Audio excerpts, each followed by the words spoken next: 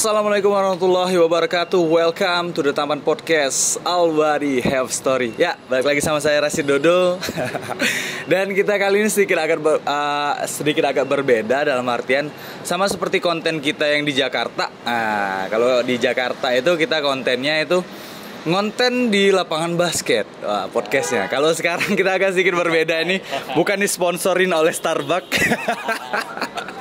Tapi kita ngobrol ada pelatarannya Starbucks. Dan di samping saya ada salah satu founder atau owner klub besar yang ada di Palembang. Masih kecil. MGBC atau Mahkota Galeri Basketball Club. Ada Ko Jimmy, apa kabar Ko? Baik. Sangat baik sekali, luar biasa. Terima kasih buat podcast Tamfan yang telah mengundang saya pada hari ini. Kami juga terima kasih kok karena udah menyempatkan hadir. Mungkin dari sela kesibukan Koko kita bisa ikut ngobrol. Siap ya.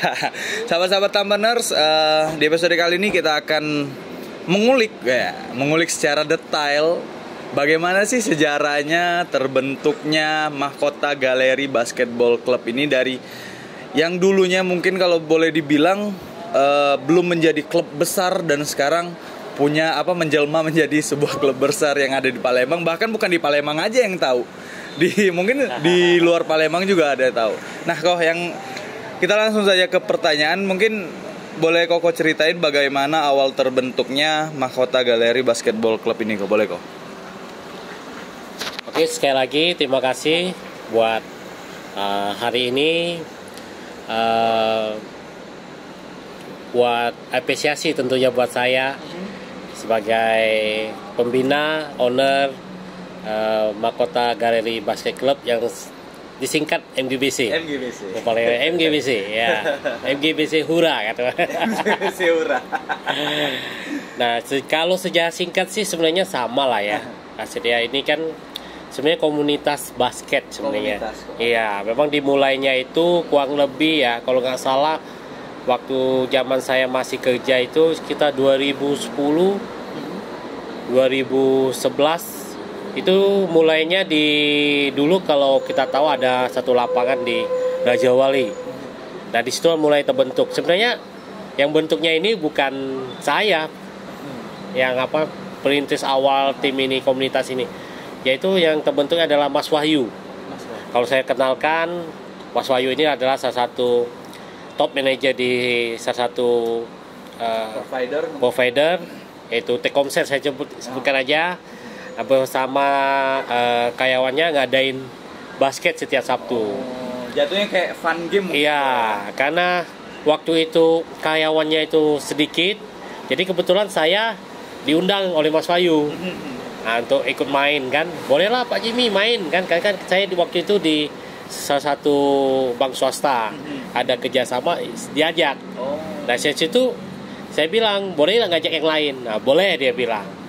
Nah, seiring jalan berjalanlah. Nah, kemudian Raja Wali tutup, kita pindah ke Bangau Coach, yaitu di Jalan Mai Ruslan ya, di samping IBA ya. Nah, di situ tahun 2012. Nah, disinilah asal mula terbentuknya MGBC. Jadi mulai teman-teman yang udah mulai latihan ini mulai serius. Nah, ada ngomong sama saya, kok gimana kalau kita kirim? Kan ada kompetisi di Palembang. Waktu itu memang PBL. Iya. Sebenarnya di Raja Wali juga udah ada PBL, tapi kita masih lihat wait and see lah, kalau lebih kayak gitu kan. Ngintip lah. Iya, belum terlalu serius kan. Nah, 2016 terbentuklah. Ya, ikut divisi 3, mulai dari bawah sekali. Nah, waktu itu pelatih kita adalah Coach Hardy ya, Coach Hardy. Dan waktu itu langsung juara 2, naik ke divisi 3. 2017 juara 1. Kemudian naik ke divisi 1 ya. PBL 2019 kita juara. Mendapatkan juara 1. Sampai sekarang kan karena Covid berhenti ya, belum terlaksana lagi. Nah, yang saya bersyukur juga 2022 ini kita juga boleh berprestasi jadi juara pertama di Mandiri. Basketball Action. Iya, kurang lebih kayak gitu. Dari situlah terbentuknya. Bentuknya. Iya, oke. Berarti emang bener-bener kalau Rashid boleh bilang kok tidak mudah membentuk awalnya jalannya itu. Ada prosesnya kan. Dari yang Koko bilang tadi 2012 awalnya kan, kemudian baru ikut PBL pun 2016. Itu ada jarak waktu mungkin sekitar 4 tahun ya kok. Nah, tapi Rashid pengen tahu lebih detail lagi kok, kira-kira alasan atau mungkin tujuan Koko tersendiri atau teman-teman membentuk klub MGBC ini apa kira-kira kok? Kalau istilah orang itu kan kalau kita cuman les saja sekolah tanpa ujian tuh rasanya makanan itu kurang enak. Nah, kurang lebih kayak gitulah. Kan kurang garam kurang ini. Jadi kita tuh memang di sini kan saya menekankan sebelum kita bentuk kan ada prinsip dasar dulu yang saya tekankan dalam klub ini, yaitu kekeluargaan pertama. Satu, sportivitas dalam olahraga. Kita berolahraga ini kan buat tim klub ini bukan hanya berolahraga, tapi kita boleh juga berprestasi. Nah, ini saya mau tekankan. Jadi dalam hal ini saya minta ke teman-teman untuk fokus ya, persiapkan diri benar-benar. Kan saya kan nggak gaji juga waktu itu kan memang hanya menyediakan tempat sama pelatih. Tapi yang saya tekankan yaitu olahraga pelatihan yang rutin, kemudian komitmen buat tim. Ini sangat penting ya. Karena apa? Kalau kita dalam basket itu bisa main jago lah, intinya dibutuhkan tim, tapi kita nggak ada hati untuk latihan nih, ikuti arahan dari pelatih. Nah, itu menjadi bumerang masuk buat pemain ini. Nah, kita biasanya saya pendekatan dulu lah sama pemain ini untuk kontribusinya, bukan hanya di lapangan, di pertandingan, tapi kita butuhkan ini proses family lah ya. Sebagai bapak kayak gitu. Nah, karena kalau nggak dibentuk dasar-dasar karakter yang baik soal pemain itu, kedepannya itu malah bukan jadi kontribusi ke klub, tapi menjadi duri dalam daging lah, malah menghancurkan. Nah ya gitu. Jadi saya tekankan di klub ini, kita buat klub ini bukan hanya untuk olahraga, tapi kita boleh berprestasi. Kita harus ikut setiap ada event atau apa. Disitulah biar kalian juga punya rasa cinta yang tinggi atas klub ini untuk dibela, kemudian kita dapat penghargaan, apresiasi. Jadi sehat dan berprestasi. Itu lebih seperti itu. Tapi mengulik sedikit yang Koko bilang tadi ya, percuma kalau misalnya si pemain tersebut bagus di skills, tapi ya bad attitude juga percuma ya kan. Ya.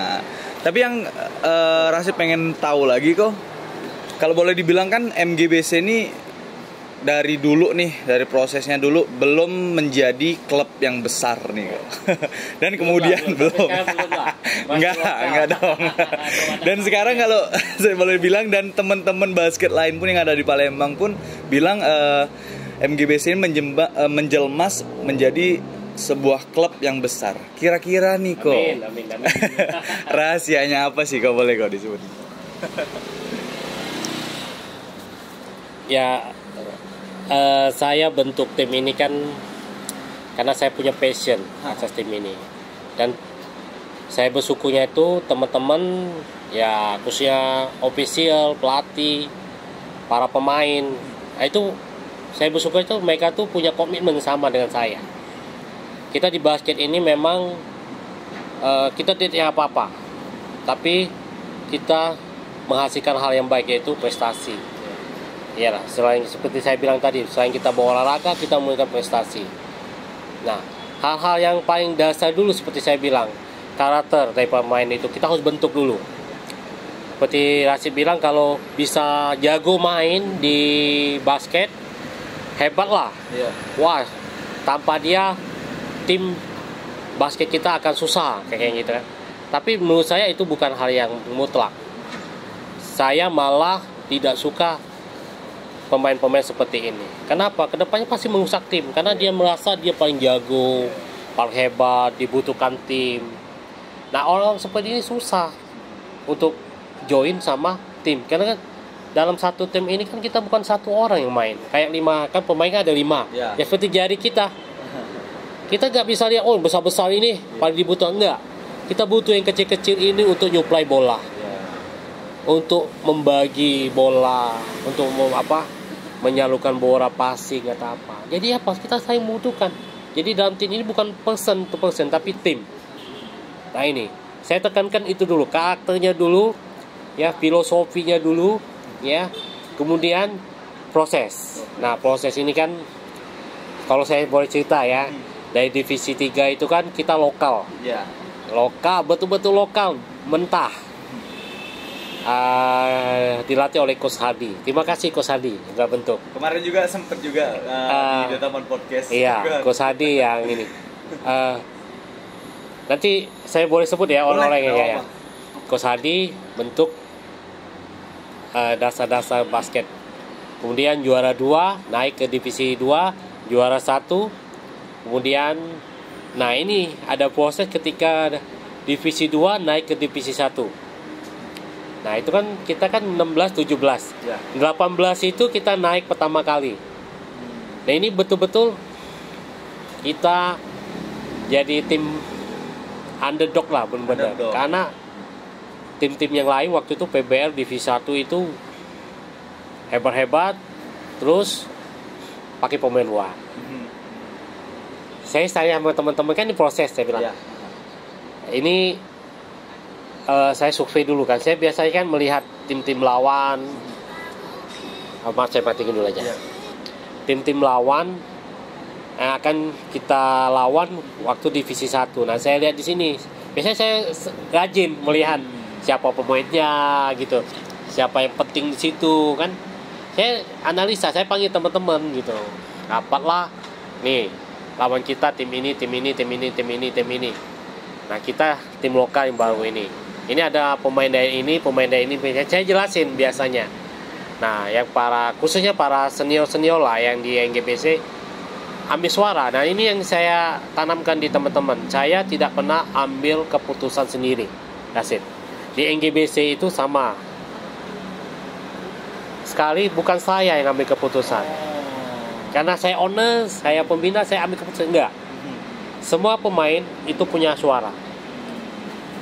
Berarti ibaratnya dalam menentukan satu keputusan, seluruhnya itu punya hak. Punya hak. Dan boleh ditanya ke teman-teman, saya tidak pernah mengambil keputusan sendiri. Saya pasti undang teman-teman ataupun yang para senior, pelatih dan para senior official yang memang tim senior lah yang mengambil keputusan. Itu pasti suaranya suara yang terbanyak. Tidak pernah pakai suara saya sendiri. Itu yang saya tanamkan. Kita berarti ada mufakat, apapun hasilnya voting ya. Kurang lebih itu. Nah, akhirnya di voting lah kita lokal. Waktu itu proses lah yang mau menjadi besar. Oke, kita lokal. Nah, waktu lokal itu benar-benar kita di penyisihan itu masih bisa lah. Tetapi ketika masuk playoff benar-benar bahan bantaian. Waktu itu kita lawan satu tim yang bawa 4 pemain itu dari pemain pro semua. Habis kayak gitu. Jadi ada beberapa teman-teman juga ngomong sama saya, habis kita evaluasi gagal total, evaluasi kemudian maka teman-teman kasih usul. Ada beberapa teman, kok lokal sudah dites nih, gimana kalau kita minta teman-teman dari pro bantu, kita mau lihat hasilnya apa. Akhirnya 2019 PBL divisi 1 dimulai, saya mau mulai mencari teman-teman. Kan kebetulan karena kita hobi basket, kebetulan saya ada teman-teman basket di Jakarta. Nah, dari teman-teman inilah yang kasih info, kenalin. Ya, waktu itu ada Riku Atidia yang di Bali United, ada Leonardo di Dewa United, ada Mas Loli. Ya, legend basket kita. Terima kasih Mas. Ya. Nah, ini kita undang. Kemudian ada Monster Sam yang kemarin kita ikut. Tapi Monster Sam ada eksibisi di tempat lain nggak bisa. Jadi 3 orang ini yang kita undang untuk main. Dan saya bersyukur sekali ternyata cocok dengan tim kita. Dan 2019 kita champion. Nah, sebenarnya yang buat besar atau kecil itu tergantung dari kalau saya mau bocorin dari Indonesia sendiri ya. Besar itu melalui proses. Pertama, kemudian komitmen dari para pemain. Kemudian dari pembina harus membina karakter pemain. Karena ini juga saya sampaikan ke apresiasi ya, Rashid, buat owner-owner yang punya klub basket Palembang inilah. Tidak gampang, benar-benar tidak gampang. Membesarkan suatu klub basket itu tidak gampang.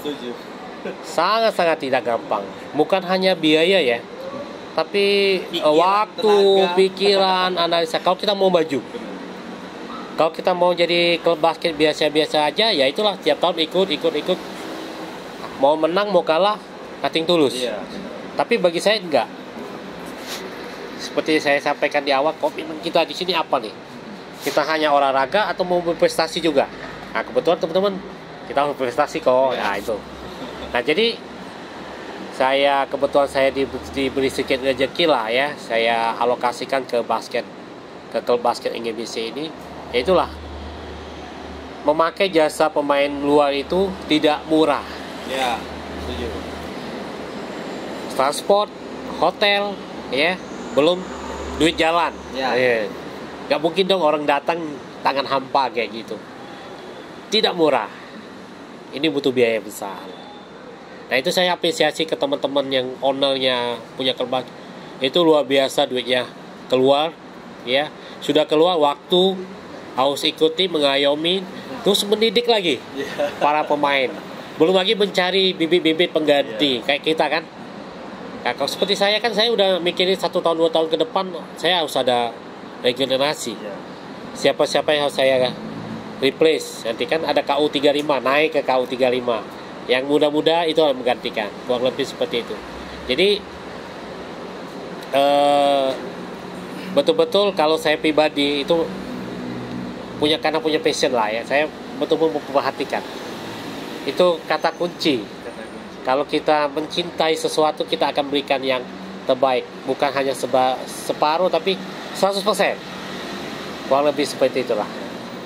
Jadi saya juga seperti saya sampaikan, teman-teman yang punya basket, pembina basket, owner basket itu luar biasa. Saya betul-betul apresiasi, tidak gampang. Kurang lebih seperti itu. Iya kok.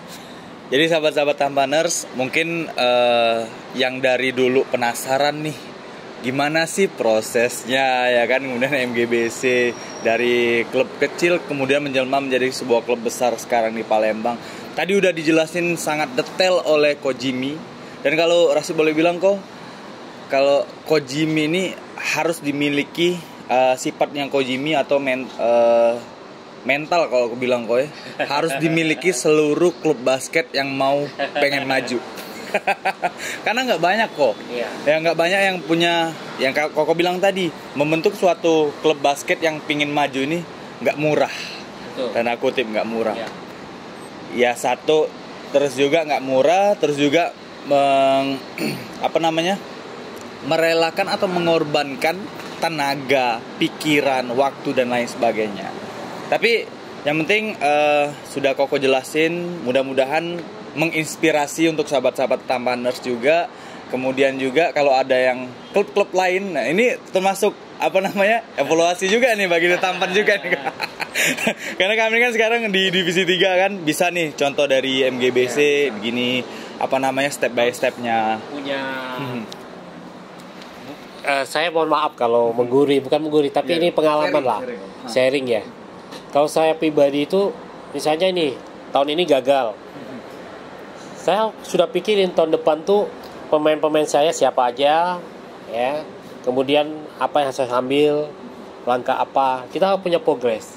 Seperti sekarang kan vakum, tapi saya nggak vakum. Saya evaluasi sama pelatih official kayak gitu. Saya tanya-tanya ke teman-teman yang senior kan. Nah, pemain-pemain senior, langkah-langkah apa? Karena kita ada waktu nongki namanya kan, sering kumpul-kumpul sama yang pemain-pemain lah ya, pemain-pemain nongkrong. Nah saya tanya ke depan ini mau apa, ikut event apa, nah kurang lebih.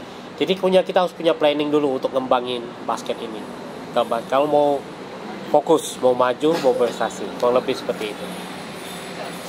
Memang benar-benar ilmu sharing segala macam sudah detail, tergantung yang menontonnya saja ini sekarang. Tadi udah mungkin udah Koko jelasin juga awal terbentuknya, kemudian sejarah. Kira-kira orang-orang, kalau Rasid boleh tahu nih kok, kira-kira orang-orang yang berjasa dalam terbentuknya MGBC ini boleh Koko sebutkan siapa kok? Oke, ini mungkin kesempatan nih, waktu yang tepat juga melalui media podcast tempat saya mengucapkan banyak terima kasih, karena satu tim itu bisa sukses itu bukan sendirian. Sekali lagi, banyak yang tentunya berkontribusi. Ya, yang pertama sih pasti para pemain itu sendiri yang dulu membela NGBC, saya ucapkan banyak terima kasih. Tidak bisa sebut satu-satu masalahnya. Nah, yang iya. Yang pasti itu ada para senior kita yang pertama yang membentuk komunitas ini, yaitu Mas Wahyu. Mas Wahyu sekarang ada di Jakarta. Dulu Mas Wahyu ini adalah salah satu manajernya Telkomsel yang berjasa lah ya membentuk. Kan kalau nggak ada yang bentuk kan nggak terbentuk juga akhirnya kan. Kemudian kita ada pemain-pemain senior kita, Mas Said Kurniawan, yang kita lebih kenal dengan Mas Iwan. Thank you Mas Iwan. Luar biasa ikut saya dari divisi 2. Luar biasa. Iya. Mau turun dari divisi 1 join. Turun ke join. Iya, sampai sekarang. Sampai sekarang. Betul-betul loyalitasnya luar biasa. Kontribusinya, pemikirannya itu luar biasa Mas Iwan kasih ke NGBC. Kemudian kita ada official Dr. Polman. Nah, NGBC juga boleh berbangga hati ada official dokter. Karena secara tidak langsung iya, waktu kita event kan ikut pertandingan, ada beberapa teman kita, ada yang pecah pelipis, ada yang kena ankle. Itu penanganannya sangat cepat sekali. Dan karena ada penanganan, jadi efeknya nggak terlalu berat. Nah, inilah sosok Dr. Polman. Nah, kita juga tidak boleh melupakan sosok pelatih.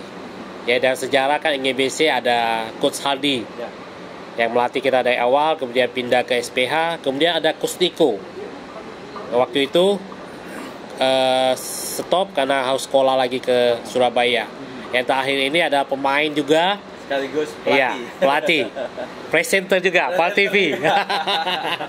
Saudara Hagai. Hagai, anak muda yang berprestasi lah. Ya, dan teman-teman kita di para pemain senior ya, saya nggak bisa sebut di satu-satu, itu juga sangat berperan aktif dalam membesarkan NGBC ini. Dulu juga ada namanya Kosoni juga. Kosoni ini kenapa berjasa? Karena logonya NGBC itu Kosoni inilah yang buat. Iya. Karena Kosoni di luar kota nggak aktif lagi. Nah, selebihnya para pemain yang udah berjuang ya sampai sekarang. Kalau pemain Jaya Jakarta banyak. Ya, seperti Mas Oli kan, Mas Koming. Nah, ada Rico, ada Leonardo, ada Monster Sam, Niko Niki, nah itu ada Jopa Jonathan Saragi. Dan ada Arigi, Wario timnas kita yang muda pernah juga join sama kita. Ada Eric Gosal juga, pemain 3x3 timnas juga. Sempat dan juga ada Rio DC. Nah, Rio DC juga. Dari teman Rio DC ini lah kenalin teman-teman yang lain. Oke, itu orang-orang yang punya kontribusi di GBC. Ya, memang benar-benar kalau Rasid lihat nih bukan dari Kojimiya tapi seluruhnya struktur mungkin kok dari pemain, dari dari dokter segala macam saling support. Iya, betul. Itulah yang menjadikan MGBC ini sebuah tim yang menjelma sekarang tim kuat. Itulah rahasianya. Tapi kok ada satu pertanyaan mungkin, kalau boleh dibilang dalam tanda kutip, MGBC tadi Koko udah bilang nih sering mendatangkan pemain-pemain pro nih dari luar. Kira-kira Rashid pengen tahu nih, alasan tersendiri dari Koko itu apa sih mendatangkan pemain-pemain tersebut? Ya seperti yang saya pernah jelasin bahwa waktu pertama ikut PBL ini kan kita pakai lokal. Ya. Lokal, kemudian saya tanya ke teman-teman, bisa nggak berjuang kok. Ternyata dalam kompetitor kita klub basket lain pakai yang luar. Ini sejarahnya dulu. Jadi saya juga analisa, wah beda jauh kalau memang kita mengandalkan lokal, bukan mengecilkan, bukan. Sebenarnya kalau saya pribadi ya, Rashid ya, saya itu lebih suka pakai pemain lokal. Kenapa?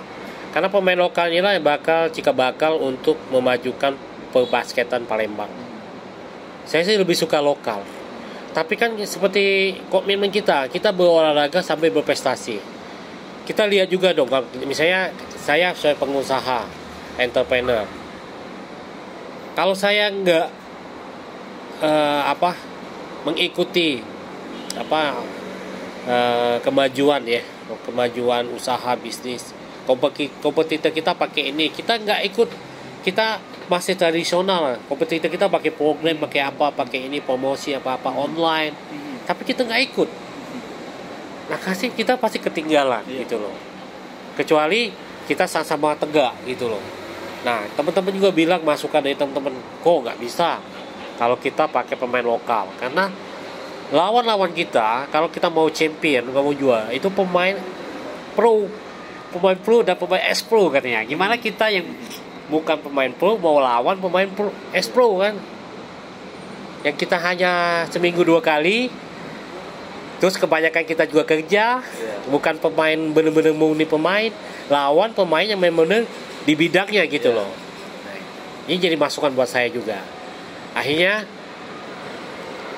saya hubungi teman-teman untuk mengajak pemain-pemain dari Jakarta datang. Tapi sebenarnya tujuan saya untuk mengimbangi bahwa nih lokal tetap dimasukin, pemain punya hanya 3 gitu loh. Jadi kalau dalam PBL kan ada 18 pemain, 3 aja saya masukin, nggak lebih. Karena saya sih sebenarnya seperti pertanyaan Rashid bilang, kenapa harus pemain luar gitu loh. Karena itu kita harus mengimbangin dan kita harus bersaing dengan kompetitor. Pemain klub-klub yang lain memakai jasa pemain luar. Karena kita udah coba pemain lokal tidak bisa, give up. Akhirnya saya. Nah, positifnya juga kalau kita pakai pemain dari luar, itu loh, komunitas basket kita ini semakin lama semakin meluas.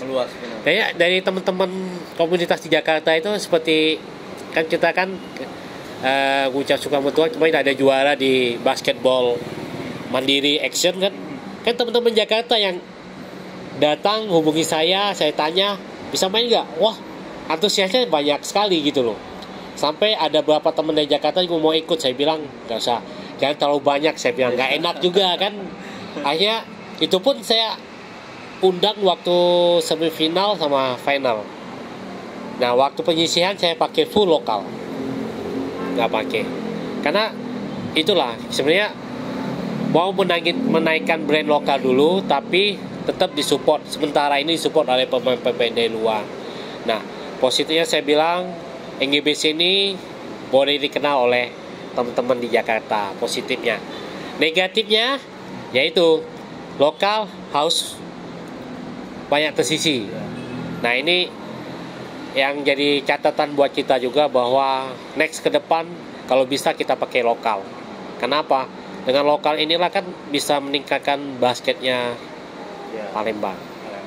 Jadi tujuannya itu mengimbangi lah, sambil ya kita kan mengimbangi, dan kalau mau juara ya apa boleh buat. Saya harus undang-undang teman-teman dari Jakarta. Seperti itu Rashid. Tapi balik lagi sebenarnya ke depan sih lokal harus kita naikin gitu ya. Mungkin rasa penasaran selama ini mungkin ya kan. Tapi bener kok, aku ngulik sedikit kata-kata dari Koko. Koko ini kan basicnya entrepreneur ya, entrepreneur atau pengusaha. Tapi kalau aku lihat hal yang di usaha atau di entrepreneur tuh Koko aplikasikan di basket. Ya. Salah satunya kalau misalnya mengulik, ngintip dulu nih dari satu-satu kan. Oh, nih kompetitor kita atau kalau di basket tuh klub-klub lainnya atau menjadi kompetitor kita itu membawa pemain segala macam. Nah itu kalau aku bilang kok harus bilang sangat apa ya, strategi yang sangat cerdik sih. Tapi boleh tahu nggak kok kalau misalnya hal apa lagi sih yang di entrepreneur atau di usaha yang Koko aplikasikan ke kehidupan basket? Ya selain tadi yang saya jelasin, kita harus menganalisa lawan-lawan kompetitor kita ya, yang general lah ya, fokus tentunya fokus. Nah saya itu membudayakan ya, kalau datang latihan tuh lebih awal. Jadi boleh tanya ke anak-anak ya. Kalau saya tuh kalau latihan pasti lebih awal gitu, karena lebih awal kita kan lebih siap. Karena kan waktu ya. Karena waktu kita kan bayar ini kan sudah kita latihan, ada tim lain. Benar. Ada klub lain yang main. Jadi waktunya akan terbuang. Terus kalau saya datang telat, anak-anak contoh saya, wah, bos aja datang telat gitu loh. Owner aja datang telat, pembina. Dan mereka datang telat, akhirnya waktu terbuang cuma-cuma. Itu yang pertama. Yang kedua, kalau kita lebih awal, kita lebih fokus. Kita boleh stretching, bisa juga pemanasan, dan kita bisa sharing kan, bisa latihan, bisa sharing, ngobrol ada perkembangan apa di basket sama anak-anak. Itu saya terapkan, jadi lebih awal lebih siap. Begitu juga waktu tanding, saya tekankan ke teman-teman ya, 1 jam sebelum tanding harus sudah ada di lapangan, dan itu wajib stretching, pemanasan, shooting wajib ya, itu jadi budaya di NGBC. Sebenarnya apa namanya hal yang di entrepreneur atau di usahanya Ko Jimmy ini pengen banyak lagi nih Rasid mau ulik nih, karena Rasid basicnya juga ada usaha. Mungkin dari sharingnya Ko Jimmy bisa menginspirasi juga buat sahabat-sahabat teman juga, bukan nggak mungkin kan bisa menginspirasi. Tapi ya dari beberapa yang sudah disebutkan oleh Ko Jimmy, mudah-mudahan lagi nih bisa menginspirasi buat yang nonton semuanya. Nah kok ada 2 pertanyaan terakhir mungkin kok. Yang pertama boleh Koko sebutkan target ke depan MGBC apa? Kemudian yang kedua harapan untuk basket Sumsel ke depan apa? Boleh kok. Kalau next project harapan pasti to be champion lah, semua event kita targetkan jadi champion. Kemudian target kedua yaitu regenerasi ya. Regenerasi para pemain kita harus pikirkan. Itu target PR. Iya, karena kan bertambah usia kan, kita speed apa-apa berkurang. Kita harus pikirkan itu. Jadi ketika para senior naik nanti di ada event U35, 40, yang muda-muda ini udah siap. Itu project NGBC. Selain jadi kita target juara semua event.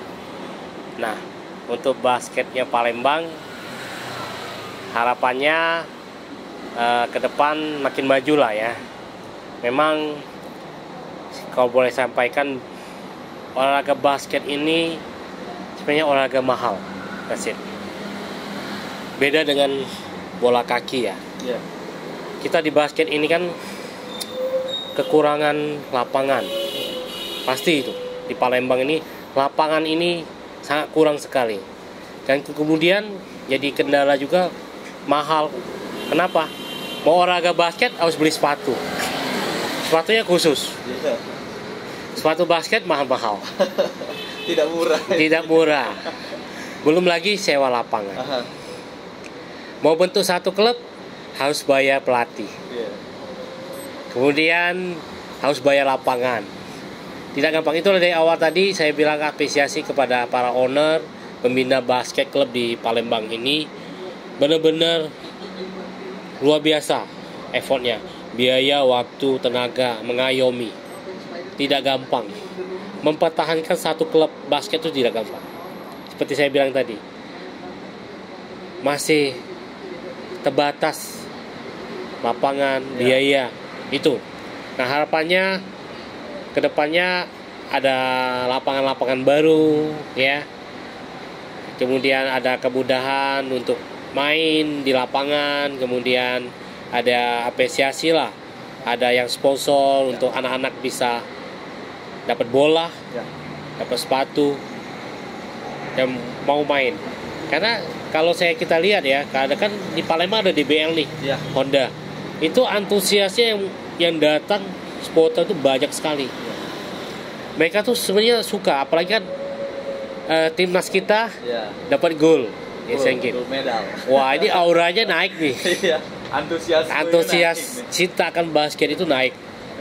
Nah, tinggal ada yang mewadahi lah, ada yang mengayomi. Nah, seperti NGBC kan, karena saya cinta basket, punya hati. Nah, saya harapkan ada teman-teman yang lain juga punya passion di basket untuk mengembangkan. Ada klub-klub basket yang baru tumbuh. Nah, seperti Tampan lah. Begitu eksis ya. Banyak membernya juga banyak, latihannya juga ada prokesnya. Nah, hal seperti ini bisa memajukan basket khususnya di Kota Palembang. Ini harapannya ada orang-orang yang baik membentuk klub-klub baru, ya, membuka lapangan-lapangan baru. Itu aja harapannya. Tapi tetap The Tampan tetap inspirasinya ke MGBC.